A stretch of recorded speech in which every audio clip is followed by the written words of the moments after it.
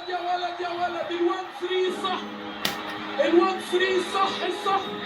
وناصر ماهر يسجل شومه في المرمى. اقول يا ولد على كعب سيف الدين الجزيري، ولا على الاسيست، ولا على الفينش. كوكتيل يا ولد، ده كوكتيل. لعبت حلوه. السر في السرعه. الموال من اوله حلو. التشيب الاولاني نسيت اقول يا ولد على التشيب الاولاني، اقولها في الاعاده. ادي الكعب، وادي العرضيه من عمر جابر، وادي الفينش من ناصر ماهر. عايز تقول هدف اول لصالح نادي الزمالك. ناصر ماهر بالتخصص زي في ايه، في الثمانيات في سقف الشبكه. شوطه في المرمى، قول عليها زي ما انت. نادي الزمالك يسجل الهدف الثاني.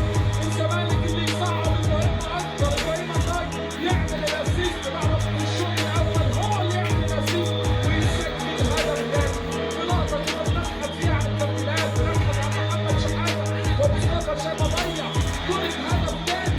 الزمالك بيتطور، ومن نفس الكوره السوبر يتلعب ناحيه اليمين، يتلعب عرضيه 1-3 صح، 1-3 صح. ويبص الكره الاماميه ابراهيم الضاي توصل لسيف الدين الجزيري. مفيش اسهل من كده.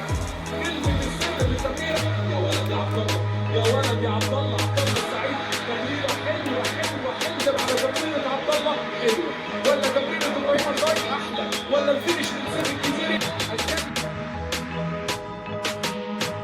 ابراهيم الضاي احلى، ولا الفينش من سيف الجزيري. تمريره عبد الله اصعب، والاسيست من ابراهيم الضاي اصعب يا سيف الجزيري. لكن اللي بتتحسب هي لقطه الهدف لسيف الدين الجزيري اللي سجل كان قدام نهضه بالهدف. كان ساهم كبير.